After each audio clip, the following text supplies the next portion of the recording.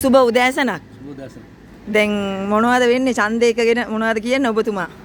ඉස්සලම කියන්න ඕනේ හොඳ විප්ලවකාර චරිතයක් එක්ක ඉන්ටර්වයුව කරන්න ලැබුණා.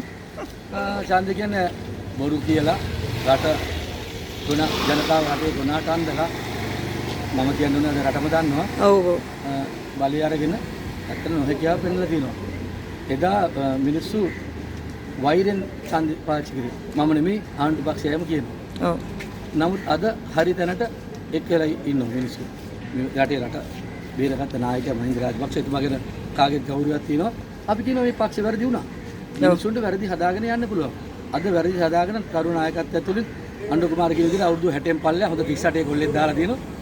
අපි හොඳ ගමනක් යනවා. මම කොළොන්නාව නගර සභාවේ සභාපති අග්‍රාධිකාරියට කටයුතු කරනවා. මේ සටන නායකත්වය දෙනවා. මේක දිනයිද ඔයාලගේ පක්ෂ? අනිවාර්යයෙන්ම දෙනවා.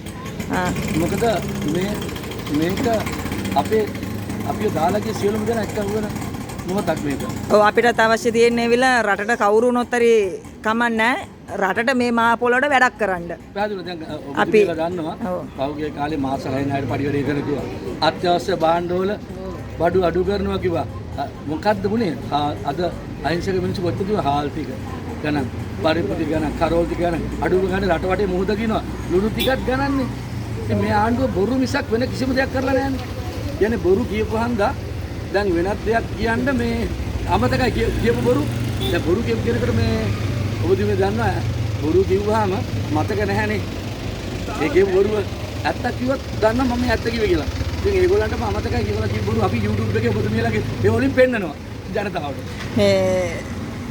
ඔබතුමාට ඇත්තටම මම ස්තුති කරන්න ඕනේ. ඇයි කියලා කිව්වොත් දැන් තරුණ කට්ටිය ඔබතුමා දැන් ඉස්සරහට අරගෙන තිනවා කියලා මට ආරංචි වුණා. අපිට අවශ්‍ය තියෙන්නේ කවුරු හරි කමක් නැහැ මේ රටට වැඩක් කරනවා නම් ඔබතුමාගේ සම්පූර්ණ නම පොඩ්ඩක් කියන්නකෝ. මම රජසිංහ ආරච්චිගේ සුදක්ෂේනක අද ඔබතුමා කියන තරුණයෝ දැන් ඇත්තම දැන් ආණ්ඩුව මිනිස්සු මේ ආණ්ඩුව ඉල්ලුවේ තරුණයෝනේ.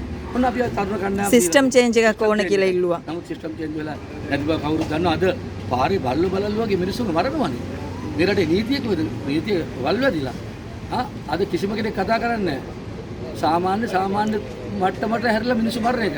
දැන් ඔබතුමී මේ ටිකේම දැක්ක ටීවී එක දැක්කොත් චිකාගෝ වගේ මිනිස්සු වැරදි කරන්න පුළුවන්. ඒකට තමයි රටේ නීතියක් තියෙන්නේ.